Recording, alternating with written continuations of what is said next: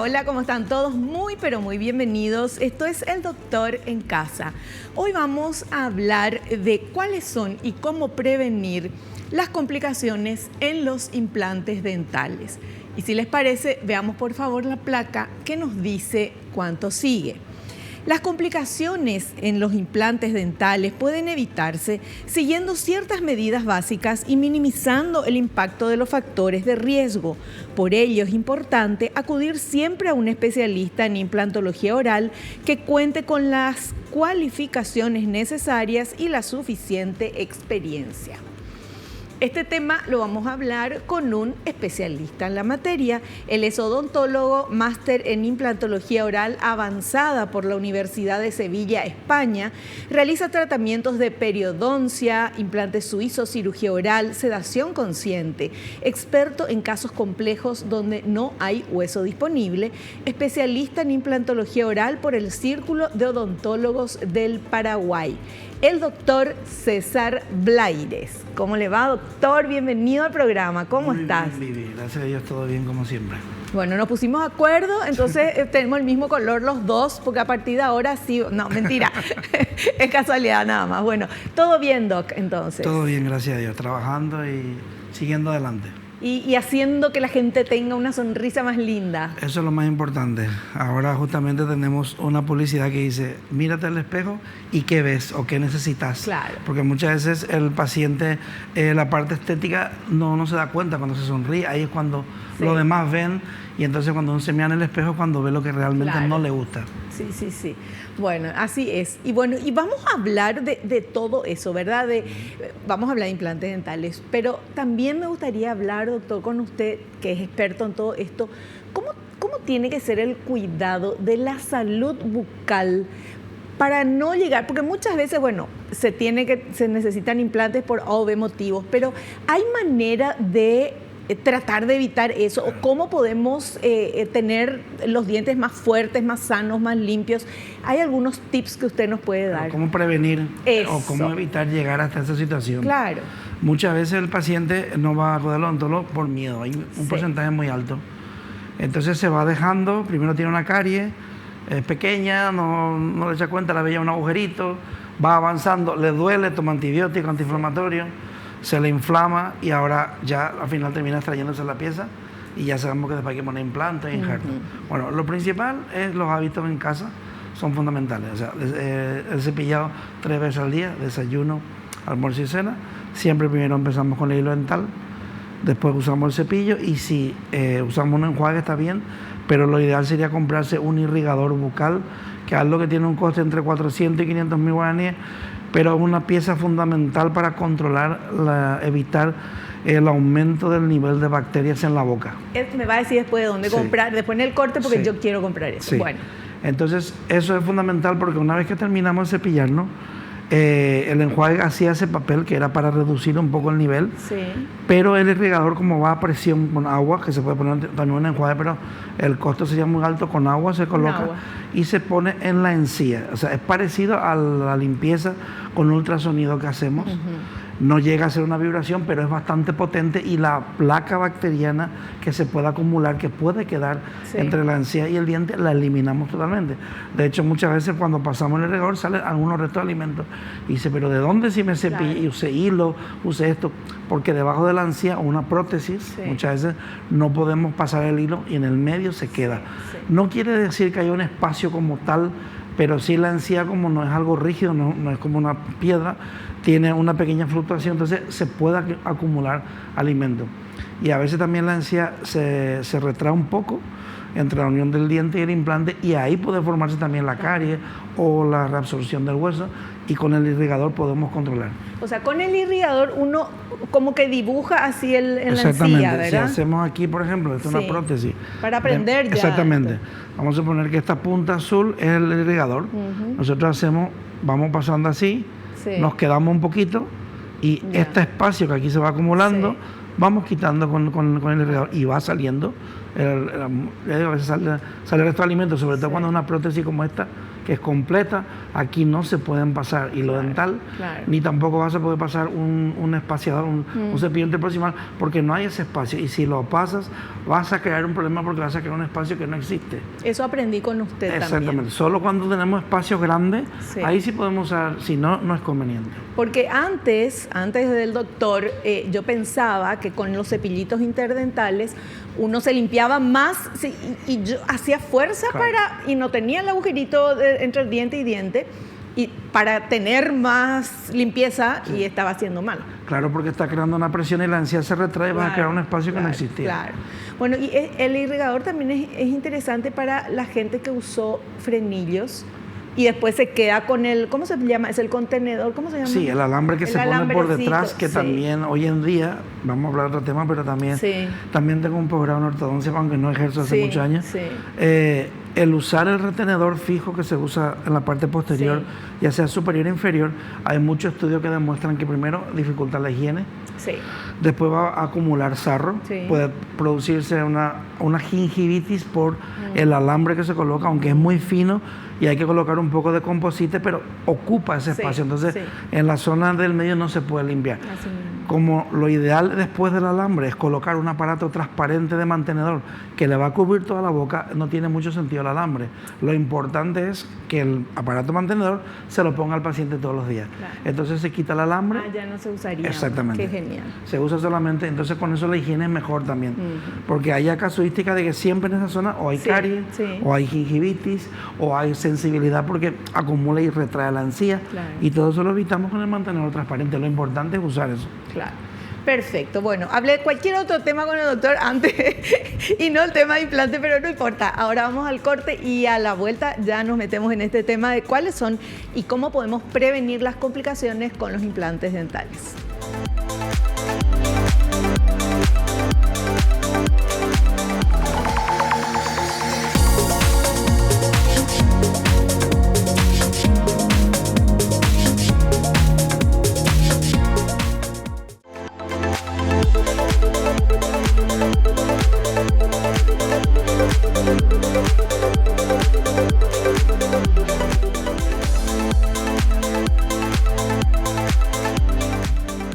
Muy bien, y ahora sí comenzamos a hablar del tema que es nuestro tema que está acá abajo, cuáles son y cómo prevenir las complicaciones en los implantes dentales. Y vamos con este primer material, por favor, señor director. La calidad de la encía y su adherencia al diente es fundamental. Cuando hay bruxismo, se incrementa notablemente el estrés mecánico sobre el implante. El alcohol y el tabaco afectan a la cicatrización del lecho óseo y a la integración, aumentando la probabilidad de que haya complicaciones de los implantes dentales a largo plazo.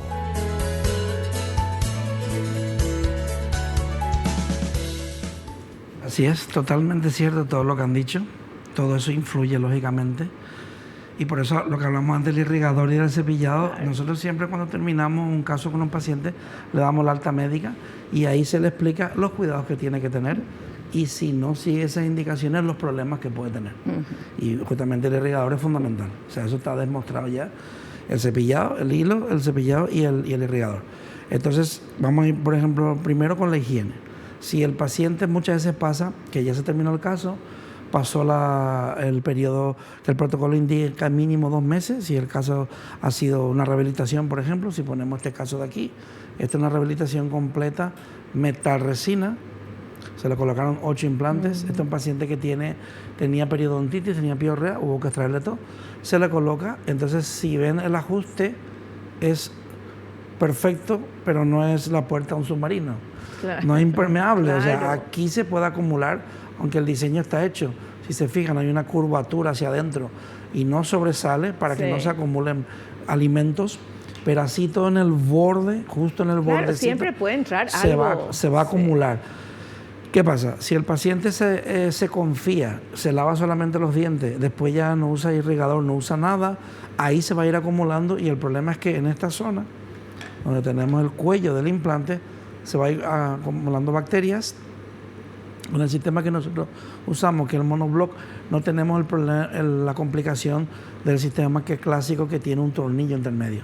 Entonces es menos probable que se acumule, pero se puede acumular. Entonces, llevando ese control, el paciente puede garantizar que cada 6 meses, que es la revisión inicial, el primero, 6 meses, después otra vez los 6 meses, y a partir de una vez al año no va a tener complicaciones ninguna, o si encontramos algo va a ser mínimo y fácilmente subsanable. Pero si por el contrario él no sigue esas indicaciones, lógicamente al año o antes va a tener lo que se llama una mucositis, es decir, una inflamación de la encía, y le va a empezar a molestar, va a tener molestia al cepillarse. Hay gente que le sangra inclusive, entonces ya ha habido una acumulación de bacterias. O sea, ya pasó lo que es entre la prótesis y la encía, ya está llegando al implante. Entonces se podía haber subsanado de esa forma, llevando un control exhaustivo con la higiene. Claro. Bueno, vamos a seguir porque tenemos más materiales, pero quiero nada más resaltar la importancia de la higiene, porque no es, bueno, me pongo implante y no voy a tener caries porque es un implante, pero podés tener 1000 problemas. Ese es el problema que siempre me dice, bueno, como esto es un tornillo, está atornillado. Claro, ya no es natural. Que en la pared, ya, entonces eso ya yo me olvido, ¿no? Ahí tenés que cuidar como todo en esta vida. Lógicamente, si el implante, la prótesis es correcta, hubo una buena osteointegración y el paciente se cuida, lo más probable es que se muera con su implante. O sea, le van a durar toda la vida. Sí. Las revisiones son, como decimos, para ver que todo está bien y para si hay alguna complicación, se le hace una regeneración, se le pone un poco de hueso y el paciente se va a su casa. Este sistema que tenemos también, otra ventaja que tiene es que no hay que desatornillar la prótesis, ni hay que dejarle al paciente sin prótesis mientras se cicatriza la zona que le regeneramos. Entonces eso también es otra ventaja muy importante. Antes decían en la placa el bruxismo. El bruxismo es perjudicial para los dientes, para los implantes también, lógicamente. Entonces, un paciente bruxista, que ahora me doy cuenta que el 80% de la población en Paraguay son bruxistas. Me lo dijo el protésico con el que trabajamos, Cristóbal, cuando empezamos a trabajar, te vas a encontrar muchos casos y pensé que era exageración, pero no, es cierto, es muy alto el nivel. Entonces, eso hace también que se reabsorba más antes el hueso. La prótesis también se puede fracturar antes, o sea, si es por ejemplo metal cerámica, que sería este caso, estas zonas laterales, cuando hacemos lateralidad aquí en el colmillo, es más posible que se rompa si es bruxista. Si sin embargo usa una de resina, se desgasta y se adapta. Por eso muchas veces cuando el paciente me dice quiero de circonio y es bruxista, no, va a perder todo el implante por la sobrecarga. Entonces tenemos que ver el caso. Se le coloca siempre una placa de descarga. Nosotros ahora por sistema estamos empezando a trabajar casi al 100%, le estamos mandando una placa de descarga. Porque muchas veces no es bruxista, sino que es apretador nocturno o hasta el apretador diurno que está trabajando y está así.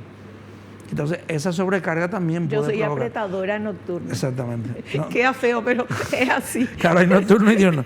Y claro, entonces se le coloca la placa, está trabajando y tiene la placa. Y me dicen, ese dolor de cabeza que tenía, ese dolor aquí, el ojo, el cuello se me quitó. Y fui al otorrino, era por la tensión muscular. Ese apretador es justamente eso, uno aprieta los dientes, la mandíbula al dormir o de día, ¿verdad? Pero yo tengo varios casos de pacientes que no se dan cuenta cuando están hablando te hablan así, ¿qué tal doctor? ¿Cómo está? Y están apretando. O sea, ya al hablar hacen esa... Es algo que no lo pueden controlar, lógicamente. Claro. Pero ya se le ve nada más en la primera consulta que el paciente ya aprieta y dice, no, yo no hago nada. ¿Cuándo? No sé qué. Y yo ya le estoy viendo que está hablando. Entonces, el problema es que separar el apretador de bruxista es lo que muchas veces no se hace el diagnóstico y el apretador pasa desapercibido. El apretador es el que, como solamente dice su nombre, aprieta. Y el bruxista es el que rechina. El que rechina. Aprieta, pero también rechina. Ese es peor todavía. Ese desgasta. Lo que pasa es que el que rechina hace movimiento lateral de la mandíbula y digamos que la articulación y la musculatura descansan más. El que aprieta no. Es una tensión constante.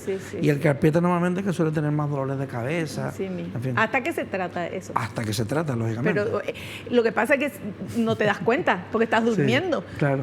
¿Verdad? La pareja la que suele decir, sí, claro que hace, rechina mucho. Y hay pacientes dicen, no, es que yo tengo los dientes muy chicos. Los tiene desgastados porque soy bruxista. No es que tenga los dientes chicos. Se fue gastando. Se le ponen pequeños, claro. Y los dientes que son así medio, no lisos, sino así medio con cositas, eso es bruxista también. ¿cómo se que llama? tiene como unos picos, Eso, irregular. Eso, irregular. Puede ser que sea bruxista, pero hay una situación cuando el paciente es bruxista, pero no es siempre, puede tener una situación que se llama afracción. Se parte en una zona lejana del diente. O sea, nosotros el bruxista apretamos aquí arriba. Sí. Pero hay dientes que reaccionan fracturándose el cuello. Y aquí no tanto. Entonces solamente los colmillos se ve un desgaste y aquí se le ve agujero en los cuellos y tiene caries. Eso es porque está apretando, no es bruxista, pero apretado. Pero el cuerpo, como es una máquina perfecta, absorbe la carga y por una zona por lejana algún lado tiene sale, que salir. exactamente. Claro. Exactamente, así es. Bueno, ahora todo el mundo está pensando, ¿será que soy apretador nocturno, diurno o bruxista? Bueno, si tienen alguien que duerma con ustedes, le preguntan. Yo si no, no sé, se graban, qué sé yo, no sé cómo hacer. Lo que pasa es que tanto si es apretador o es bruxista, tiene síntomas, dolor de cabeza, le duele mucho la cabeza, de repente le duele aquí, no tanto la cabeza, sino en la zona del músculo temporal, le duele el oído también aquí abajo, que no tiene nada que ver con el oído. Y hay gente que le duele hasta la nuca, siempre tiene molestia en la nuca y no sabe por qué. Pero, doctor, la gente que es apretador nocturno, en mi caso, hay veces que yo me despierto y así estoy. Y yo me doy cuenta, ¿qué es lo que estoy haciendo? Bueno, eso. Una placa de descarga. Ahí con está. Eso se soluciona todo. Ahí está, solucionado el problema. Vamos con el siguiente material que tenemos que habla, ¿qué pasa cuando uno tiene sinusitis? A ver. Sinusitis es la infección de los senos paranasales y, en el caso de las de origen dental, se desarrollan tiempo después de la intervención. El paciente tiene una sensación de opresión facial y cefalea del lado en que se colocó el implante dental. El tratamiento debe iniciarse de inmediato. De lo contrario, la infección puede diseminarse a la órbita ocular.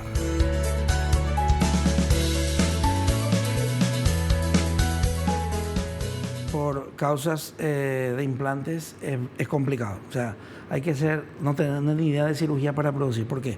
Aquí tenemos un modelo, las raíces son muy largas y vemos, por ejemplo, desde aquí, que la raíz es larga, aquí no se ve el seno, pero esto ya estaría dentro del seno. Entonces muchas veces la raíz natural está dentro del seno y no provoca ninguna sinusitis, ni hay que hacer nada. Pero si esa pieza tiene una infección, esa infección pasa al seno. Entonces hay que hacer tratamiento de conducto o en su caso, si es una infección muy grande, extraer.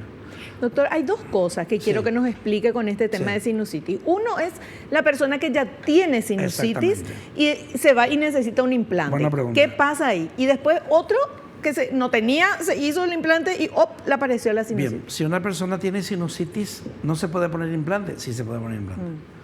Después también hay que ver qué tipo de sinusitis tiene y si es la sinusitis está recurrente, que tiene un montón de dolores, hay que explicarle al paciente que el implante no va a hacer que se reduzcan los dolores ni que aumente. No tiene nada que ver. Porque nosotros cuando colocamos un implante... ¿Y es más complicado colocar cuando una persona tiene sinusitis? No tiene nada que ver. ¿No? No tiene nada que ver.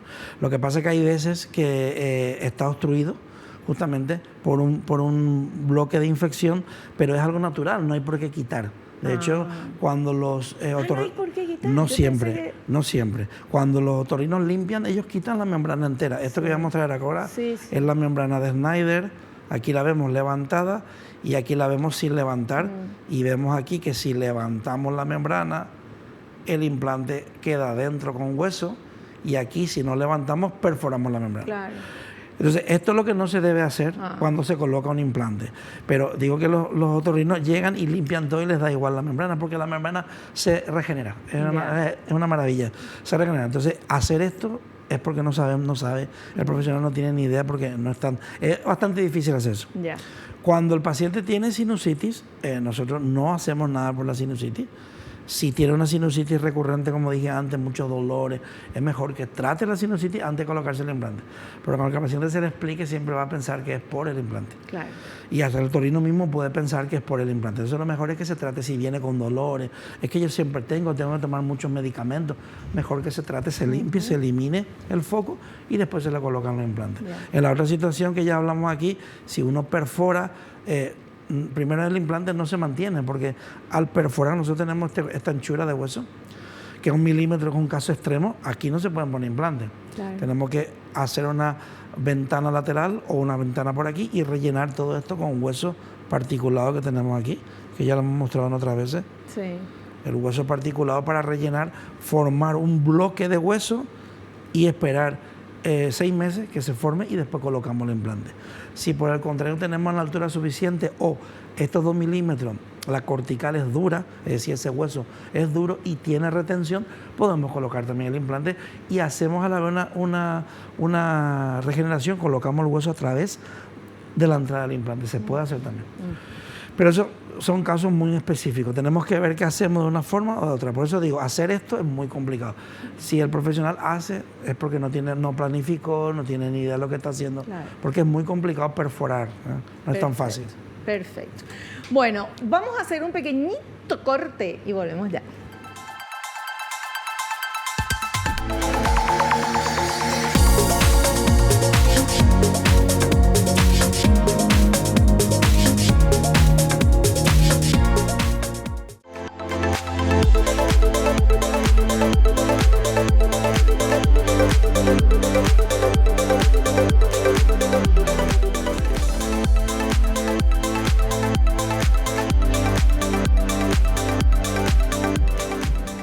¿Cuáles son y cómo prevenir las complicaciones en los implantes dentales? Ese es nuestro tema de hoy. Estamos con el doctor César Blaires y nos está explicando paso a paso y punto por punto todas las complicaciones que se podrían tener y cómo podemos evitarlas.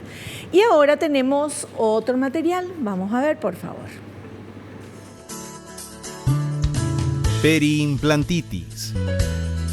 Es la inflamación de los tejidos que rodean al implante y se acompaña de infección. Es multifactorial y consecuencia de la mala higiene, presencia de hábitos dañinos, patologías sistémicas o sobrecarga mecánica al masticar.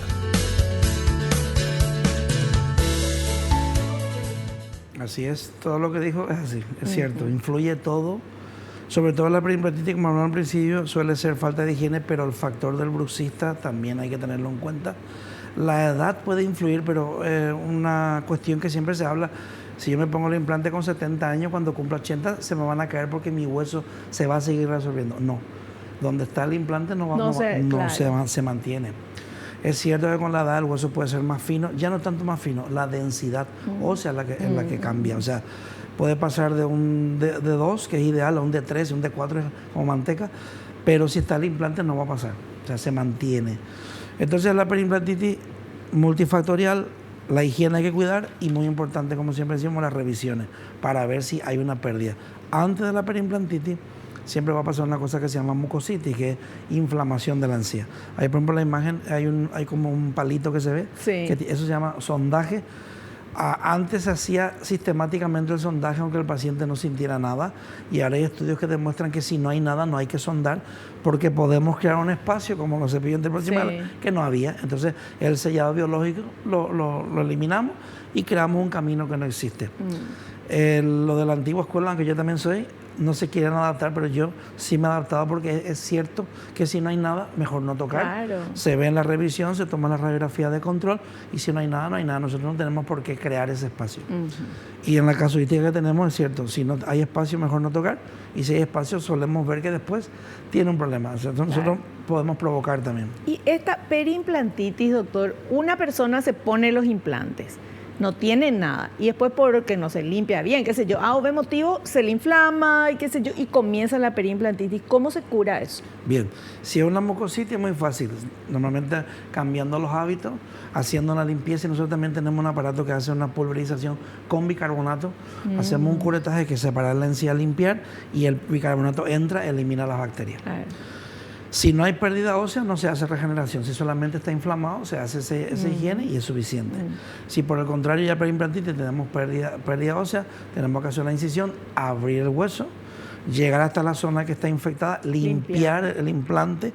Antes se hacía una implantoplastia, es decir, la rosca del implante se pulía, porque la rosca tiene microporosidad. Y se dejaba lisa y se regeneraba. Ahora se ha demostrado que no hace falta.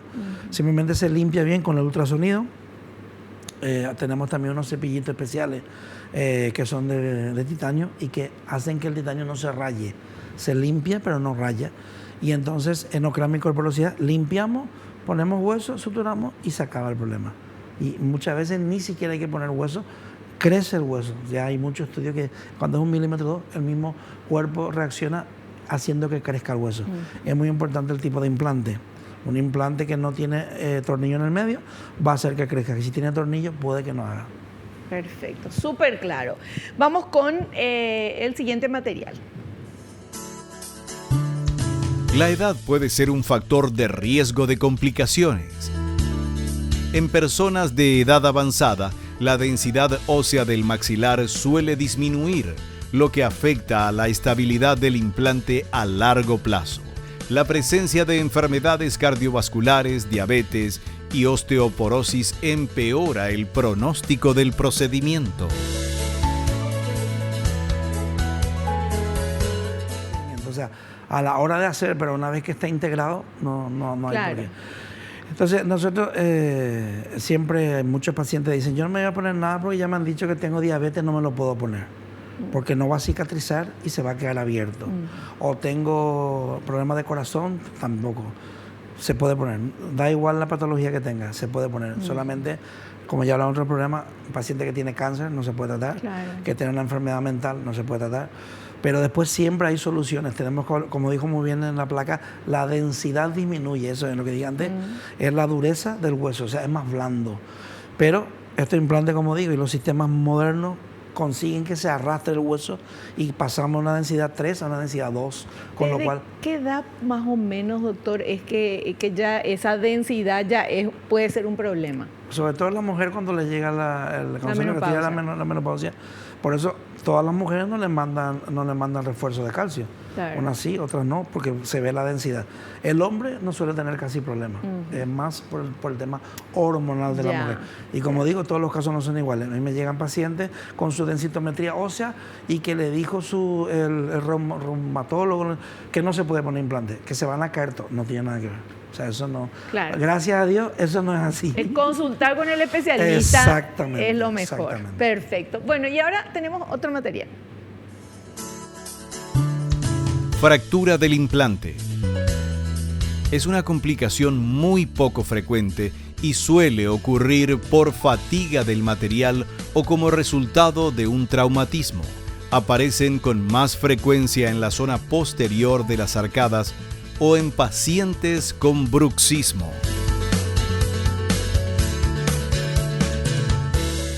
La fractura de implante sobre todo es por sobrecarga, pero también es por un mal diseño de la prótesis y mala colocación de los implantes. O sea, culpa del médico. También. ¿Por qué? Porque que se rompa un implante es muy, muy difícil. Si nosotros planificamos mal la prótesis, por ejemplo, en este caso tenemos aquí, serían 3 piezas, o sea, faltan 3 piezas. Tenemos 3, pero colocamos 2 implantes. Por increíble que parezca, si colocamos una pieza en el medio, van a fracasar los implantes por proximidad. Después, otra cosa, porque están muy cerca y hay que dejar entre implante de 3 a 5 milímetros. Si ponemos muy próximo, se pierde hueso antes, por sobrecarga también. Esos son por eso muchas. No, yo creo que me ponga los 3, me han dicho que me faltan 3. Si te faltan 3, pero hay que poner 2 nomás. No hay que poner 3. 2 implantes, pero 3 dientitos 3 coronas, arriba. Claro, 3 coronas. 3 dientes. Ya. Pero 2 nomás. Ya. Esa es la diferencia. Entonces, aquí también otra cosa que puede ser, estos están bien paralelos. Vamos a poner que el implante está muy angulado y ahora tenemos que poner un pilar para corregir la angulación. Ahí también sobrecarga y el tornillo se va a aflojar o romper. Y hace muchas veces que el implante se abra como una espira, porque en algún lado tiene que fallar y ahí se parte. Estos implantes que nosotros usamos, los monoblock, no les pasa eso porque no hay unión. Entonces, es una sola pieza. A mí solamente en todos los años que llevo se me ha roto un implante de esto. ¿En cuántos años, doctor? 26 años poniendo implantes. Ajá. Y paciente bruxista. ¿Qué hicimos? ¿Cuál fue la solución? En vez de colocar un implante en una muela, le colocamos 2. Entonces aumentamos la carga, el soporte, perdón. Claro, el soporte. Porque era una sola pieza, tenía diente adyacente y sin embargo se le partió el implante. O sea, se le partió en esta zona que vemos en la imagen, si podemos ver. ¿Y cómo le pusiste el otro implante si tenía dientes? ¿Le sacaste el diente y le pusiste el implante? No, le faltaba un diente, le colocamos el implante, colocamos un implante y partió el pilar, partió esta parte. partió por aquí. Sí. No el implante en sí, sino el pilar. Sí. Entonces explantamos el implante y colocamos 2 implantes en la zona. En el mismo lugar, en vez de un implante, dos. Ah. Entonces hicimos como ve que ¿Y se puede poner en un solo lugar ve que el almolar tiene 2 raíces. Sí. Pues eso hicimos, usamos 2 implantes más finos y los colocamos en la posición imitando la anatomía y con eso solucionamos el caso. Qué calidad, como diría el paraguayo. Qué genial. Sí, bueno, eso está en la bibliografía, que cuando pasa es por sobrecarga, claro. hay que hacer esas soluciones muy buenas. Cuando se habla de sobrecarga, doctor, ¿puedes explicarnos un poco mejor? Sobrecarga es todo lo que no esté, digamos, planificado a la hora de colocar un implante o una rehabilitación. Por ejemplo, si usamos el típico All-on-4, que es de toda la vida que siempre mostramos, que son 4, y colocamos la arcada entera sobre 4, aquí va a haber una sobrecarga tarde o temprano. Porque todas las prótesis, pocos. Claro, son pocos implantes. Si por el contrario colocamos de 6 a 8 implantes, que es lo que nosotros hacemos, nunca va a haber sobrecarga. Claro. Están distribuidas las fuerzas, entonces no puede sobrecargarse, no se va a romper nunca un pilar. Es imposible. Yeah. En el caso que hablamos antes era porque era un solo implante y un solo diente. Claro.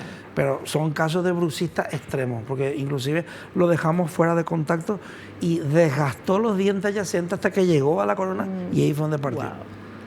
Y se hace, cuando se habla de sobrecarga y de carga, nosotros no tenemos idea no sé cómo se mide esa carga, ¿verdad? Tiene una medida, pero de la fuerza y de la carga que uno puede tener y hacer entre mandíbula y mandíbula con los dientes. Se mide en Newton. Eso, se mide en Newton. Nosotros cuando colocamos un implante, lo ideal, y nosotros tenemos el motor siempre, 50 Newton, que es lo máximo de torque, o sea, de apretamiento, de dureza que puede entrar. Es el tope. Nosotros intentamos que entre siempre en 50 Newton. Claro. Mínimo 40, 50 Newton. Para estar re seguro de que está... Sí, porque si entra en 30 no sirve. Ese implante va a fallar seguro. Si vos colocas el implante y entra con muy poca fricción, ese implante va a fallar. Tarde o temprano va a fallar y es mejor retirarlo y buscar otra zona cuando una rehabilitación para colocar, porque ahí no va a dar problemas seguro. Y cuando es un solo implante, ya tenemos que pensar en un injerto en bloque, añadirle para que tenga más resistencia. Claro, perfecto. Bueno, hacemos otro corte, volvemos ya.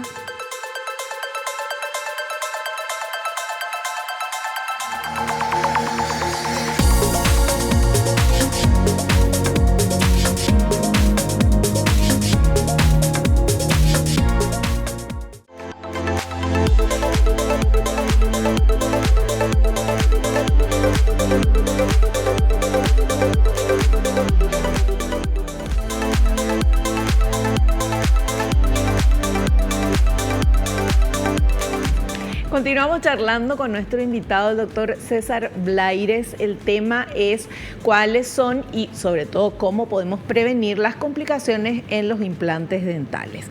Y tenemos otro material que habla del fracaso de un implante dental. Vamos a ver, por favor.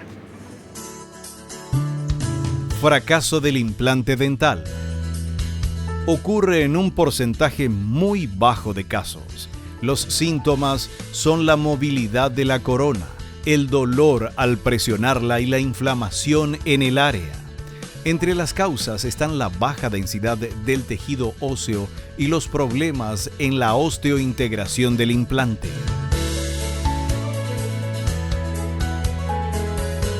Es cierto que la baja calidad del tejido óseo, pero eso el implantólogo lo puede prever, para eso pedimos un TAC. Claro. Después muchas veces pedimos el TAC y cuando hacemos la cirugía vemos que realmente es que es más blando lo que pensábamos. Como dije antes, entonces ahí no hay que poner el implante porque es que va a fallar. Claro. No tiene mucho sentido porque ya sabemos que va a fracasar y colocar el implante igual. Antes había una teoría que si el implante entraba al blandito, después el hueso se endurecía. Eso no existe. Si el implante no entra, como dije, en 40 newton, mejor no poner porque va a dar problemas. Los fallos en la osteointegración se pueden deber a diferentes factores. Hay un 2%, está en la estadística, que fracasan por razones desconocidas. No, hay pacientes inclusive que no son fumadores, no beben, son jóvenes, tienen buen hueso, no tienen ninguna patología y les fracasa. ¿Qué hacemos en ese caso? Si se formó una fibrointegración, que es lo que se formó, limpiamos bien la zona y si vemos que es pequeña, colocamos un implante más ancho y más largo el mismo día de la limpieza. Si vemos que no, dejamos que pase 2 meses, limpiamos también, dejamos que se forme nuevo hueso. Y ahí volvemos a colocar y no suele haber problema. Pero en ese caso no hay una explicación. Cuando es por el contrario, como implante, una perimplantitis, una piorrea, entonces ahí nosotros colocamos el implante aunque en la zona haya habido una bolsa de infección. Lo que tenemos que hacer es limpiar muy bien la zona y si vemos que hay estabilidad primaria suficiente y el torque es bueno, colocamos el implante, si no buscamos otra zona también. Claro. O sea, la forma de evitar es conocer la anatomía, conocer muy bien lo que es la densidad, tener experiencia en la colocación para no cometer el error de poner un implante en un lugar que va a fallar y como uno no tiene experiencia, lo pone igual. Claro. La angulación es importante, la posición es importante. O sea, la gente piensa que poner un implante es poner como un tornillo en la pared y ya está. Tenemos que ver bastantes detalles para no cometer ese error. Después está el fracaso del implante a largo plazo. Ahí se puede dar otras razones como hablamos antes. Pero si normalmente se ha hecho todo bien, se ha hecho el protocolo, el paciente usa su prótesis provisoria y no fracasó, después no tiene por qué fracasar. Es muy raro. Doctor, ¿y si la calidad del hueso es mala? Sí. ¿No se puede hacer algo para que esa calidad de hueso sea mejor? ¿No se le puede poner hueso postizo? Eso claro, que usted tiene? El injerto. Pero injerto. Si el hueso es muy blando, el injerto no va a agarrar tampoco, porque el hueso es muy blando. Claro. Entonces, o sea, podemos hacer lo que pasa a veces, lo que a veces hacemos es la nueva técnica. Ya no hacemos el injerto clásico, que colocamos el injerto con unos tornillitos y cerramos y esperamos 6 meses. Por eso si el lecho, o sea, es de mala calidad, el injerto no va a agarrar. Yeah. Eso fracasó porque planificaste mal. Ese caso no era para el injerto. Claro. Si por el contrario vemos que tienes poca altura y anchura, pero en la parte final si hay un torque bueno, podemos colocar el injerto en bloque. Un torque bueno es porque ahí está apretado, entra con está fricción. durito el hueso. Exactamente. Ya. Podemos colocar el injerto y lo traspasamos con el mismo implante y atornillamos el implante. Entonces ahí sí hacemos en una cirugía el injerto con la colocación de implante y encima sabemos que va a funcionar porque nuestra máquina nos marca que el torque es bueno. Claro. O sea, la base tiene que tener una base buena. Si le falta altura o anchura, le arreglas. Tiene que tener por lo menos 3 milímetros de agarre. 3, 4 milímetros. Por eso cuando vemos 4 milímetros es poco, bueno, pero el injerto va perfecto. Claro. Atornillamos ahí, lo traspasamos con el hueso, cerramos y eso no tiene por qué fallar. Fantástico. Bueno, vamos a ver este último material que habla de las medidas preventivas, por supuesto. Medidas preventivas. La supervisión cercana del implantólogo es esencial. Las revisiones frecuentes en el posoperatorio inmediato se espaciarán en la etapa tardía. Cepillarse luego de las comidas, utilizar hilo dental, irrigadores y colutorios son hábitos que se deben seguir. En caso de bruxismo, la fisioterapia y el uso de férulas de descarga pueden ayudar a controlar ese problema.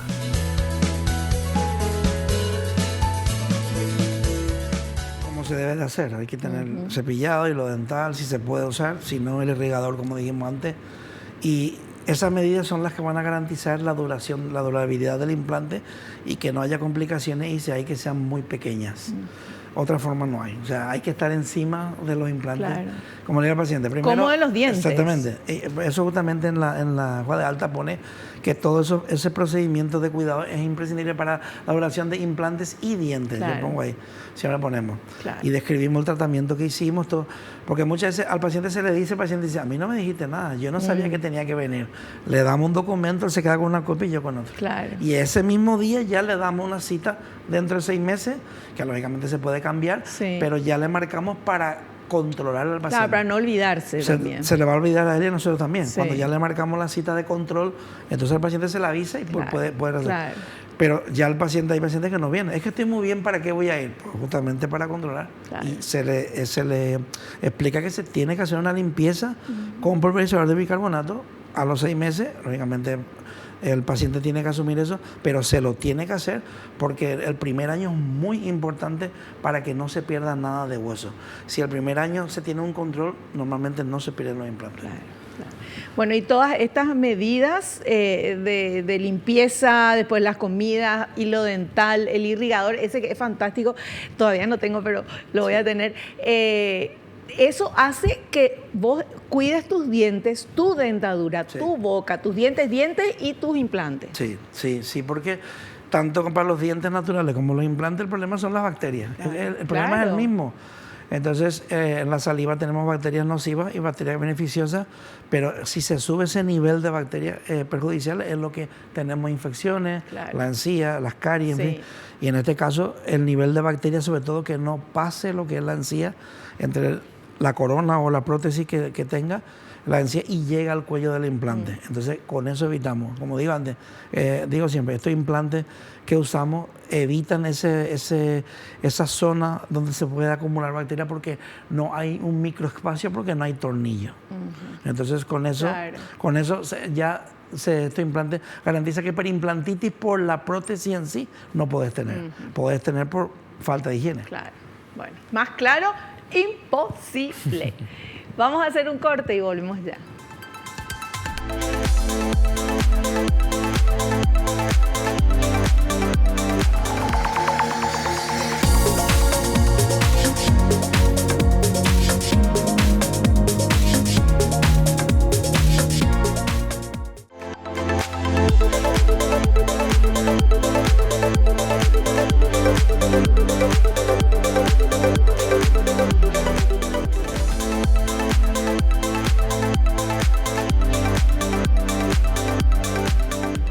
Bueno, ahora yo le estaba diciendo al doctor que la gente más joven le tiene menos miedo al odontólogo que la gente más grandecita. ¿Por qué? Porque esta nueva generación ya se encontraron con los odontopediatras. Entonces vos a tu bebé chiquitito ya le llevas al odontopediatra, entonces ya es una cosa, es un juego, ya es una cosa normal, habitual. Cosa que no sucedía antes porque no había eso y te llevaban te llevaban tu mamá y tu papá a algún odontólogo y algunos odontólogos no tenían nada de paciencia y entonces eso hacía que la gente tenga miedo. Pero por suerte eso ha mejorado, ¿verdad? Pero sí, hay una cantidad de gente que todavía tiene miedo de ir al odontólogo. Y por eso que es importante, por eso que hablamos tanto acá de eso, porque queremos que les salga el miedo, porque yo tenía mucho miedo, entonces me siento muy identificada. Y saber que también está la anestesia, la sedación consciente, un montón de cosas para que uno no tenga se le pase el miedo, mejor dicho. Sí, la sedación consciente es un arma muy eficaz, porque muchas veces dice el paciente, pero es que tengo que venir 6 citas, 8 citas, ahora otra vez, a mí me da miedo. Ahora nosotros le planificamos la sedación, le hacemos toda la cirugía, si tiene caries también le hacemos las caries, todo el tratamiento. Igual el tratamiento dura 3 horas o 4 porque es completo, pero ya el paciente sale listo solamente. Y se le pone hasta un provisorio y a la semana siguiente, a los 15 días, le colocamos el definitivo y se acabó. Y dice, pero ¿cómo puede ser esto? Pues así ni se acuerda de nada. Gracias a la sedación podemos hacer posible que el miedo sea algo superfluo, ya no influye en el tratamiento. Sí, eso es fantástico. Bueno, ahora vamos a ver las consultas que ustedes quieren hacer a nuestro invitado. Adelante con esta primera pregunta. ¿Los injertos de hueso pueden fracasar? Pueden fracasar por mala planificación, como hablamos antes. O sea, hacer un injerto en una zona que la calidad del hueso, la densidad es mala, va a fracasar. Porque no tiene cómo formarse ese hueso con una densidad que nosotros queremos buena para que se pueda colocar los implantes. Si se planifica y se ve que la zona es adecuada, el injerto no tiene por qué fracasar. Otra de las cuestiones por las que suele fracasar es que el profesional no cuida a la hora de cerrar la sutura, no coloca una membrana de colágeno, que puede ser de colágeno, o de pericardio del corazón, que es mejor, un poco más cara, pero cualquiera. Y ahora el suturar no cierra bien la sutura, y la sutura, o sea, la herida tiene que ser con unos puntos que no estén tensos, y si se abre, entran bacterias y eso pues, hace fracasar también el injerto. Entonces eso es muy importante cuidar ese detalle. Perfecto. Vamos con otra consulta. ¿Puede disminuir o aumentar la sensibilidad en la encía tras la colocación de implantes dentales? La encía no tiene por qué, a menos que hayamos hecho una incisión, corte, y lo que va a tomar la molestia de los puntos. Si hacemos un transmucoso que es sin corte, es que no siente nada el paciente. Vamos a la siguiente y última pregunta. ¿Qué se hace si el implante no se fija correctamente al hueso? ¡Ay, qué problema! Pero ¿cómo no se fija? Que se ve que está flojo, que no. Sí, seguramente. Lo que dijimos. Sí. Si el torque es bajo, hay que quitar el implante y buscar otra posición. Pero si el torque es bajo, quiere decir que no se debería haber puesto ese implante en ese lugar. Sí, cuando de esa manera. cuando hacemos, por ejemplo, un implante inmediato por extracción que sacamos y tiene el espacio, lo ideal es colocarlo en el centro, en el septo que se llama, pero muchas veces el septo es tan fino que se rompe. Colocas el implante y no tiene torque, no tiene fricción. Entonces es mejor sacar y colocar a la derecha o a la izquierda. Ya. Entonces, porque donde se coloque tenemos que tener esa fricción, ese torque mínimo de 40. Si es 30, es mejor no colocar el implante. Entonces, eso el profesional lo debe saber. Si hace falta, cambia la posición, cambia. Eso lo tiene que saber el profesional. Pero la cuestión es que de alguna manera se hace todo lo posible para que ese implante se coloque y dure, ¿verdad? Sí, claro, o sea, hay maneras de hacer, a no ser que ya tenga el hueso súper blandito tipo manteca. Claro, pero cuando nosotros hacemos un implante inmediato de post-extracción no puede ser porque hay un diente. Claro. Cuando no hay piezas, entonces puede pasar. Sí. Pero ahí tenemos la opción de hacer un injerto en bloque. Si vemos que es muy malo, si podemos cambiar la posición, la cambiamos, que es lo que solemos hacer. Si es solamente un implante, es muy raro que ese hueso esté mal, porque al tener dientes adyacentes hay circulación y entonces el hueso suele ser duro, aunque la persona tenga bastante edad. Cuando una rehabilitación tenemos la opción de cambiar, como dije antes, entonces es muy difícil que nos pase eso. Si pasa, ahí el profesional es que no valoró bien el caso.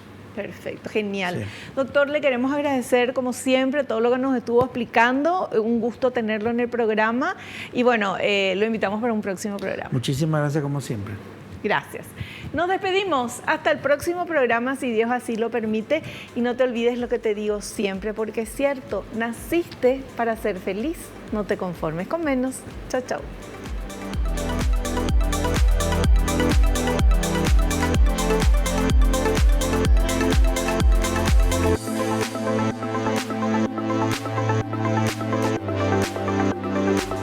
La revista El Doctor en Casa presentó su programa El Doctor en Casa TV. Fue una realización de Alicante.